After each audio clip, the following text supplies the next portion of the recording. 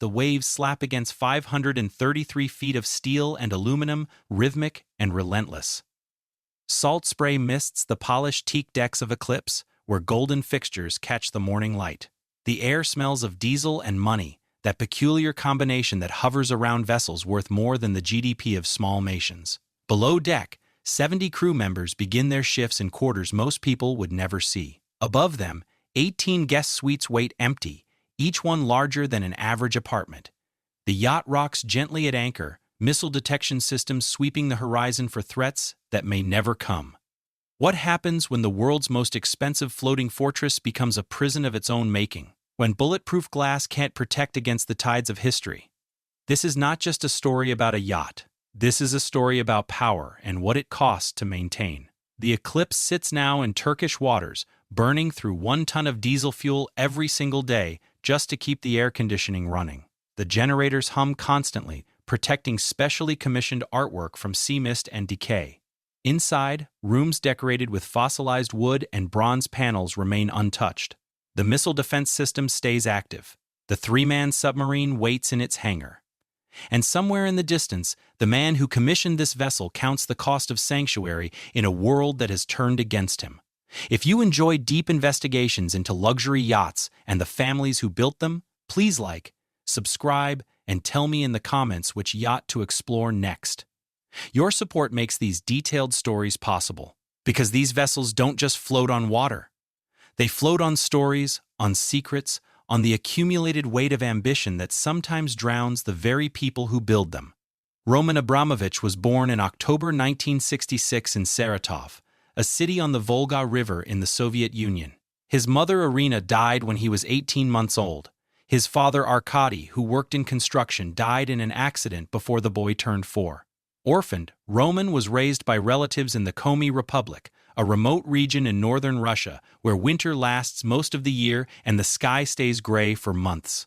His uncle Leib brought him to the industrial town of Usta. The child understood early that the world gave you nothing for free. At 16, he dropped out of school. He worked as a mechanic in a local factory, learning how machines functioned, how systems could be manipulated, how every mechanism had a point of leverage if you understood where to apply pressure. During his compulsory military service, he sold gasoline stolen from army supplies to officers. The money accumulated slowly. When perestroika arrived and Mikhail Gorbachev loosened restrictions on private enterprise, Roman was ready. He sold plastic toys from his Moscow apartment, rubber ducks, imported perfumes, deodorant, whatever people wanted. The profits were modest but real. He was learning the fundamental lesson that would define his life. In chaos, fortunes could be made. The Soviet Union collapsed in 1991, and Russia entered a period of transformation so rapid and violent that it resembled revolution more than reform. State assets worth billions of dollars were carved up and sold off, often to men with the right connections and the willingness to move fast when others hesitated. Roman met Boris Berezovsky in the mid-1990s, a flamboyant oligarch with ties to President Boris Yeltsin. Berezovsky ran a nationwide car dealership, controlled the state manufacturer Lada, and had an apartment in the Kremlin. Through Berezovsky, Roman gained access to the circles where real power operated. In 1995, President Yeltsin introduced the Loans for Shares program, a scheme that would define modern Russia. The government, desperate for cash to fund Yeltsin's presidential campaign, offered stakes in state-owned companies as collateral for loans from private banks. When the government inevitably failed to repay the loans, the banks kept the companies. It was privatization disguised as lending. In August 1995, Yeltsin decreed the creation of Sibneft, a new oil company carved from state assets. Roman and Berezovsky positioned themselves at the top. That same year, they acquired controlling interest in Sibneft through an auction that, by most accounts, was rigged from the start. They paid $100 million for a company with a market value of $600 million. Some observers would later argue the true value was in the billions. It did not matter. The deal was done. Roman Abramovich, the orphan from UKTO who once sold rubber ducks to survive, now controlled one of Russia's largest oil companies. He was 29 years old. By 2000, Sibneft was generating $3 billion in annual revenue. Roman transformed the company through modern management practices and heavy investment in technology. Production efficiency improved dramatically. The global oil market began its upward climb in the early 2000s and Sibneft's profitability soared. Roman became governor of Chukotka, Russia's most remote region, in the far northeast. He invested hundreds of millions of his own money into social services, hospitals, and infrastructure. Critics said he was rarely there, spending most of his time in Moscow or London. Others noted that Sibneft received favorable tax treatment in the region. But Roman survived where other oligarchs fell. Mikhail Khodorkovsky, who owned Yuko's oil company, was arrested and imprisoned. Boris Berezovsky fled into exile after falling out with Vladimir Putin, who became president in 2000. Roman, however, maintained his position. Some said he was the first person to suggest to Yeltsin that Putin should be his successor. The two men were reportedly close. Roman denied the relationship was anything beyond professional. But he prospered under Putin's rule while others did not. In 2003, Roman bought Chelsea Football Club in London for £140 million. He poured billions into the team, hiring top managers and signing world-class players. Chelsea became a global powerhouse, winning Premier League titles and Champions League trophies. Then, in 2005, he made his largest financial move. He sold Sibneft back to the Russian state-owned company Gazprom for $13 billion. $13 billion. The foundation of his fortune was set. He was one of the richest men in the world, with wealth derived from Russian oil sold at prices far below its value and resold to the state for astronomical sums. The money needed somewhere to go. Some went into steel companies, aluminum producers, mining operations. Some went into art collections, mansions in Manhattan and the French Riviera, private jets. And some went into yachts. Roman had owned several yachts before Eclipse, Le Grand, Polaris, Extasia. But these were not enough. He wanted something different. Not the largest yacht in the world, he would later insist. That was never the goal. Breaking records held no appeal. What he wanted was something specific, a yacht that could carry multiple helicopters, a swimming pool large enough to matter, low bulwarks for unobstructed views, big windows. Beyond that, the designers were given free rein. In February 2005, the order was placed with Blohm plus Voss, the legendary German shipyard in Hamburg. The project was assigned the codename M147 and conducted under strict secrecy. The cost was estimated at over €340 million, though the final price would climb much higher.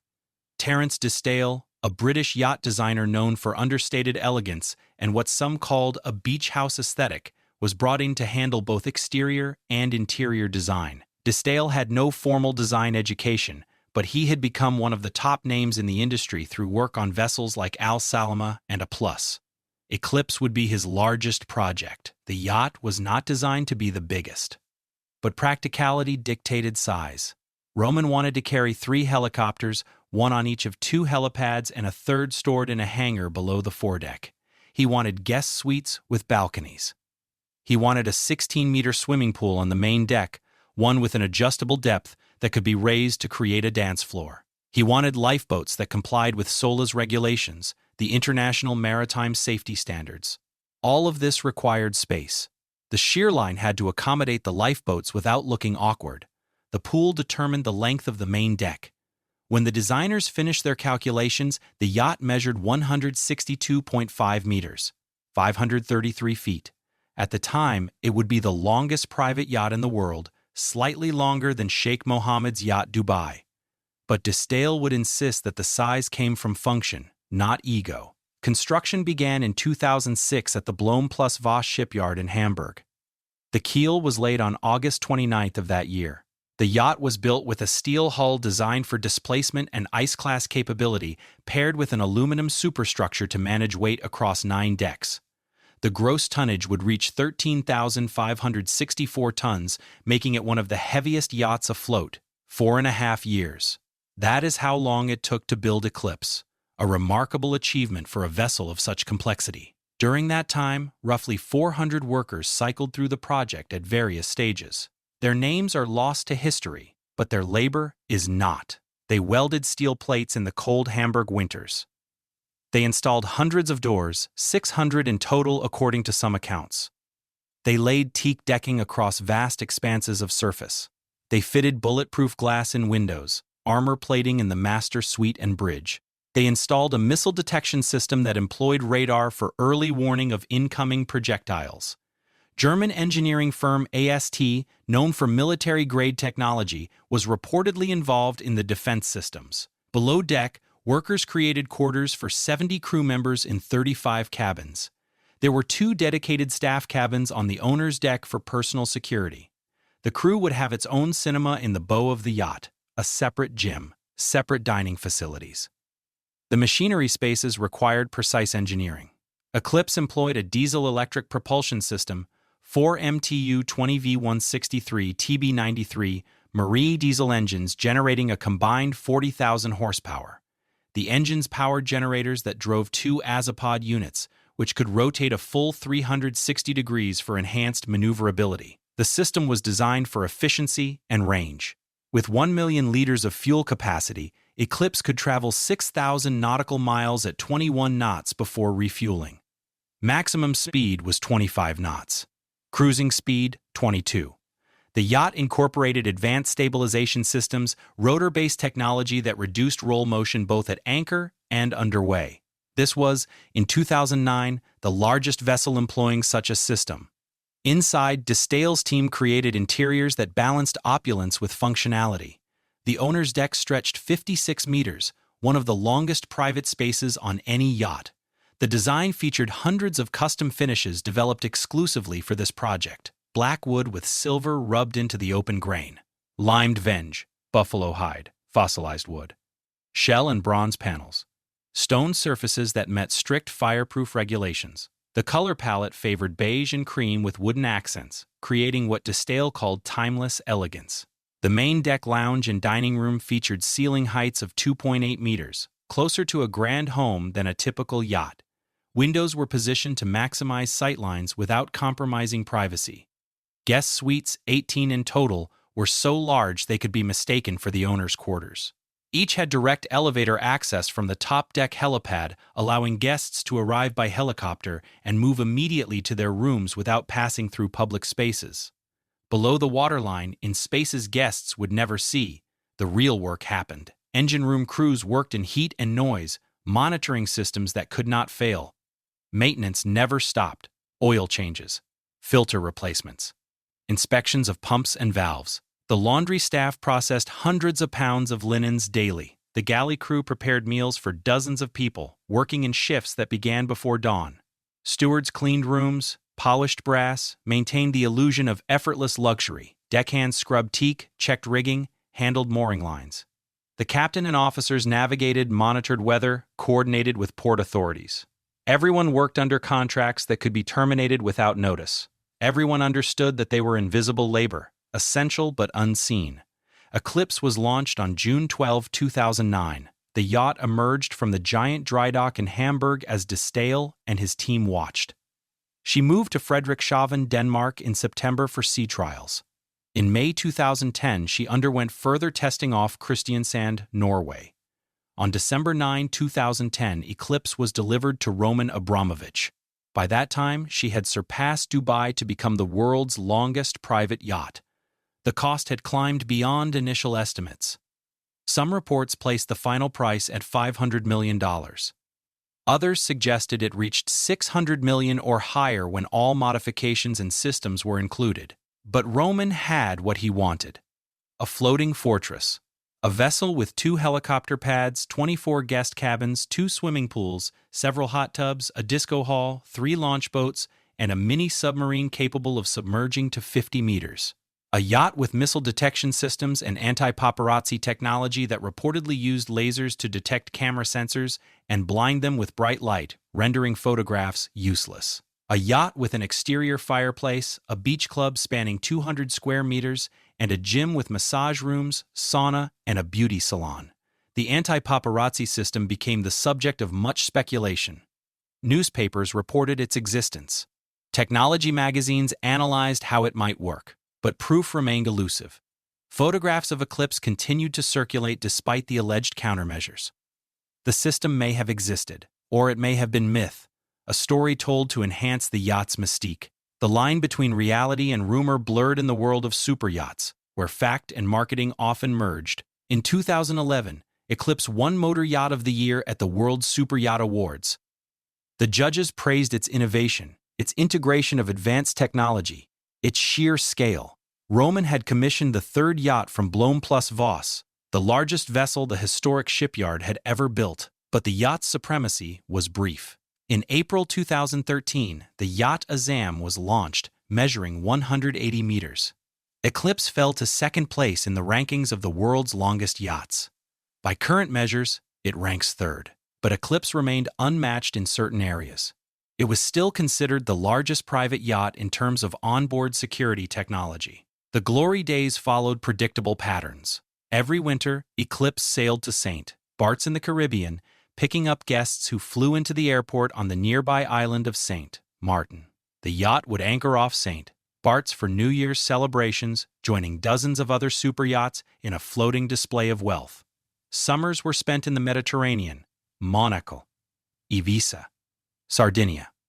The yacht appeared at the Monaco Yacht Show, at Cannes events, at ports where the wealthy gathered.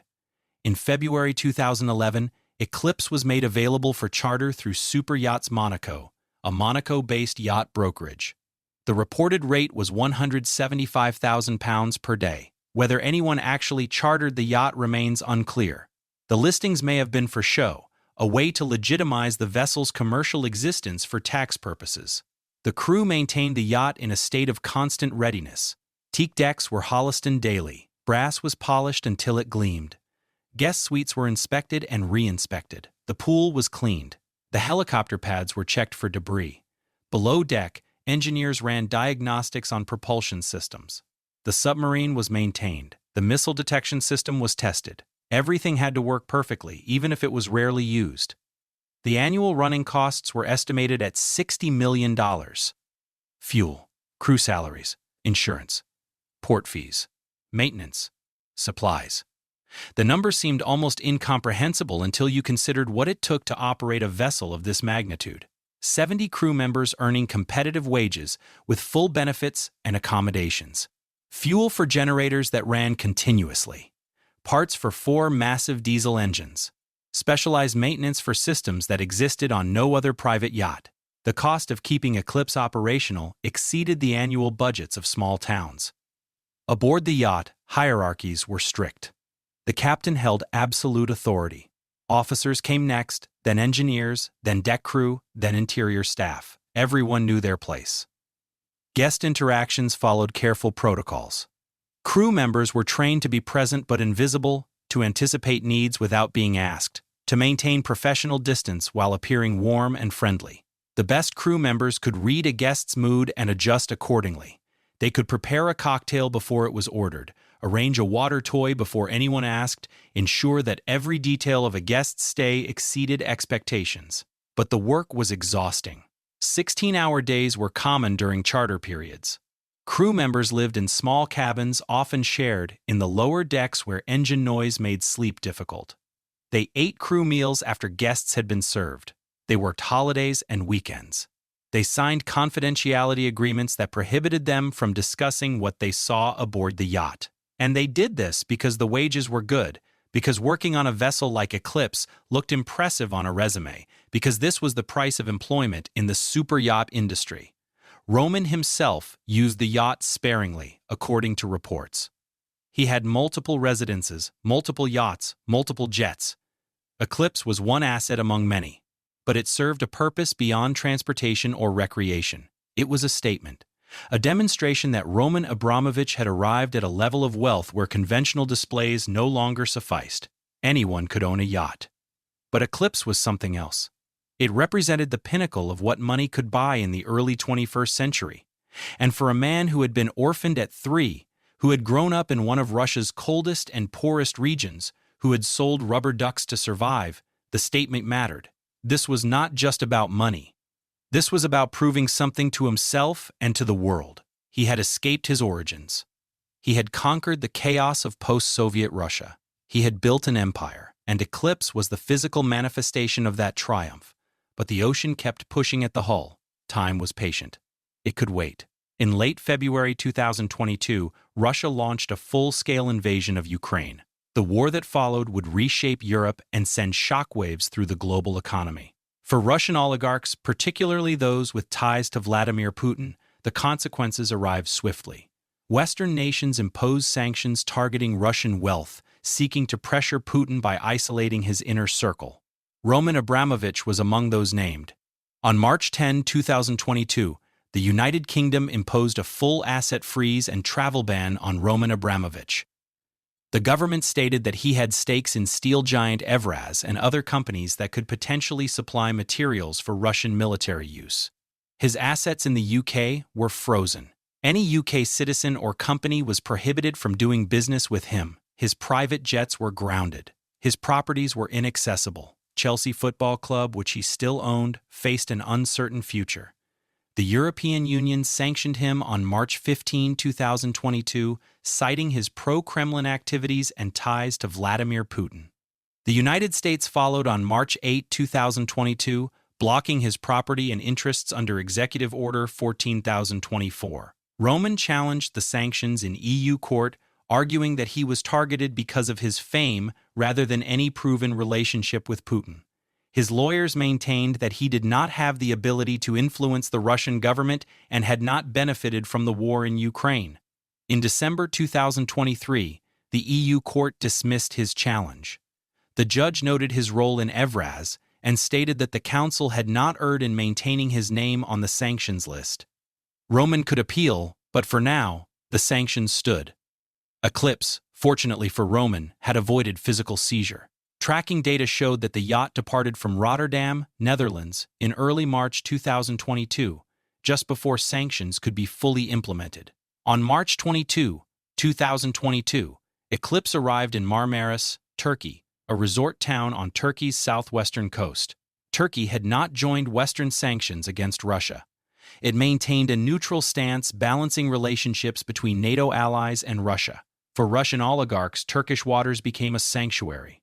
Abramovich's other superyacht, the 140-meter Solaris, docked in Bodrum, another Turkish coastal city. Eclipse settled into Marmaris Marina, where it remains as of early 2025. The yacht has been there for nearly 3 years now, docked, waiting, burning fuel. According to reports from Turkish media, Eclipse consumes approximately 1 ton of diesel per day just to run its generators continuously. The air conditioning cannot be turned off. Inside the yacht are specially commissioned artworks worth millions of dollars, sensitive to humidity and temperature. Sea mist would corrode the bronze panels. Moisture would warp the wooden finishes. Salt air would tarnish the brass fixtures. So the generators run, the fuel burns, the cost accumulates. At roughly $3,000 per day in mooring fees alone, Eclipse generates $90,000 per month in revenue for the Marmaris Marina. Over 3 years, that approaches $3 million just in docking fees. Add fuel costs, crew salaries, insurance, maintenance, and the total easily exceeds $150 million spent simply to keep the yacht in place. The crew remains aboard, though the yacht is reportedly empty of guests. 70 people living in the lower decks, maintaining systems that are rarely used, keeping everything ready for an owner who cannot freely travel to claim his vessel.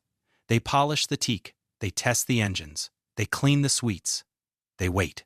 Some crew members have likely rotated out, replaced by new hires willing to take positions on a sanctioned yacht. The work continues regardless. Because if the yacht falls into disrepair, its value plummets. A superyacht that is not maintained dies slowly, corrosion eating through systems, machinery seizing up, interiors degrading. To protect the asset, you must spend the money. Even if the asset cannot be sold, cannot be chartered, cannot be fully used. This is the trap of extreme wealth. Once acquired, these possessions demand constant feeding. On March 2, 2022, Roman announced that he would sell Chelsea Football Club. The proceeds, he stated, would go to a charitable foundation to benefit all victims of the war in Ukraine. The UK government froze his assets on March 10, but made clear that Chelsea would be allowed to continue football-related operations. On May 7, 2022, Chelsea was sold to a consortium led by Todd Bowley and Clearlake Capital for £4.25 billion. the highest price ever paid for a sports team at that time. The net proceeds, approximately £2.5 billion, were placed in a frozen UK bank account. Roman committed to donating this money to humanitarian causes in Ukraine, but as of December 2024, the money remains frozen. The UK government has threatened court action to force Roman to release the funds. Roman's representatives have stated that he is willing to donate the money, but disputes remain over the exact terms and mechanisms for distribution. The clock is ticking, UK officials have said. If Roman does not act, the government is prepared to do what is necessary to ensure the money reaches Ukrainian people. Roman has also reportedly played a role in peace negotiations between Russia and Ukraine. On March 3 and 4, 2022, he attended talks on the Ukraine-Belarus border. According to reports from Bellingcat and other sources, Roman and two other negotiators, including Ukrainian politician Rustem Umerov, experienced symptoms consistent with possible poisoning. They reported piercing pain in the eyes, inflammation, and some skin peeling. Experts took samples but could not identify the substance. All three men recovered quickly. The incident fueled speculation about the dangers Roman faced in trying to mediate between the warring sides. Some viewed him as a legitimate intermediary. Others saw him as a Kremlin-connected oligarch whose mediation served Russian interests. The truth, as always, was likely more complicated. Roman played a key role in securing the release of Aden Aslan and other foreign prisoners of war from Russian captivity, according to reports. Ukrainian magnates had contacted him the day after the invasion, asking him to function as an informal envoy to Putin. Whether he had the influence to sway Putin's decisions remains unclear, but he participated in negotiations, risked potential poisoning, and helped facilitate prisoner exchanges. His motivations were debated. Some saw genuine concern for peace. Others saw a wealthy man trying to protect his reputation and assets.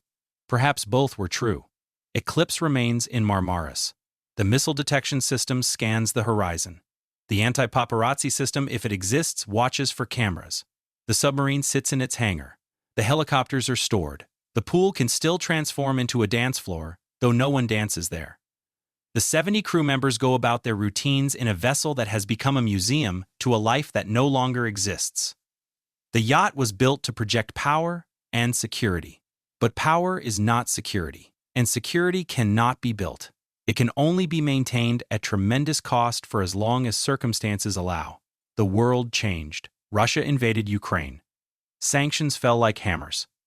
And the floating fortress that Roman Abramovich commissioned to demonstrate his arrival at the summit of global wealth became a prison without bars, a symbol of isolation rather than triumph. This was not the first time a yacht had witnessed the unraveling of its owner's fortune. The history of superyachts is filled with vessels that outlived their original purpose, that passed from one owner to the next, that ended up seized by governments or sold at auction, that rusted in forgotten harbors. But Eclipse is different because it remains in limbo, not sold, not seized, not destroyed, just waiting, burning fuel, costing millions. A monument to the idea that you can build anything with enough money, but you cannot build immunity from history. In Germany, authorities are reportedly investigating Roman for failing to declare assets required under EU sanctions. Luxury cars, including two Bugatti Chirons, a Lamborghini Reventon, and a Mercedes CLK GTR, have been frozen. Artwork confiscated from a villa in Bavaria that prosecutors allege belongs to Roman. His lawyers deny ownership. The investigations continue. Roman's lawyers maintain that he is not the owner of various properties attributed to him, that offshore companies held the assets, that the legal structures were complex but legitimate. Prosecutors argue that the offshore companies were merely shells designed to hide beneficial ownership. The truth will be determined in courts over years of litigation, but the pattern is clear. The elaborate financial architecture that allowed Roman to accumulate and protect his wealth is now being dismantled, piece by piece, by governments determined to enforce sanctions. Roman's net worth has fluctuated dramatically. Forbes estimated it at $14.5 billion in 2021. After sanctions, it dropped to $6.9 billion in 2022. It rebounded slightly to $9.2 billion in 2023. But much of that wealth is frozen, inaccessible, tied up in assets he cannot sell or use. His stakes in Evraz and Norilsk Nickel continue to generate dividends, but accessing that money is difficult under sanctions. He holds Russian, Portuguese, and Israeli citizenship, allowing him some freedom of movement, but his options have narrowed. The life he built, the empire he constructed, the position he achieved, all of it has been constrained by forces beyond his control. The question that haunts Eclipse now is simple. What happens next? The yacht cannot remain in Turkish waters indefinitely. Sanctions may be lifted eventually, though that seems unlikely in the near term. The war in Ukraine continues. Relations between Russia and the West remain hostile. Roman is caught between two worlds, unable to operate fully in either. He is sanctioned in the West, but his relationship with Putin and the Kremlin is more complicated than Western governments suggest. He has denied being close to Putin. He has participated in peace negotiations. He has committed to donating billions to Ukrainian relief. But his wealth came from the very system that enabled Putin's rise to power. He benefited from the privatization schemes that impoverished millions while enriching a select few.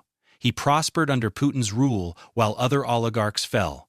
And now he faces the consequences of that prosperity. Eclipse represents something larger than one man's yacht. It represents the entire structure of modern oligarchy. The way wealth extracted from state assets during Russia's chaotic transition was transformed into global luxury goods. The steel and aluminum of the hull came from industries controlled by oligarchs. The teak decks came from forests harvested by companies with questionable labor practices. The technology came from German and British firms willing to work for clients who asked no questions about the source of payment.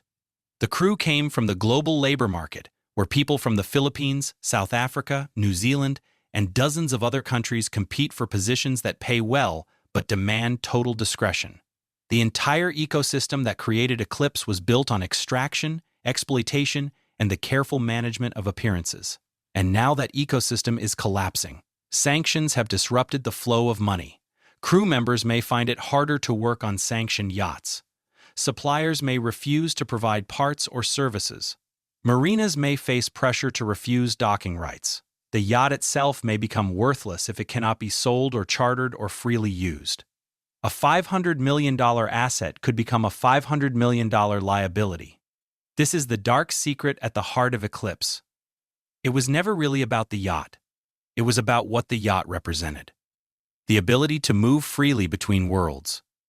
To be Russian but also European. To be an oligarch but also a football club owner and philanthropist. To enjoy the benefits of both the Russian system that created your wealth and the Western system that offered stability and rule of law.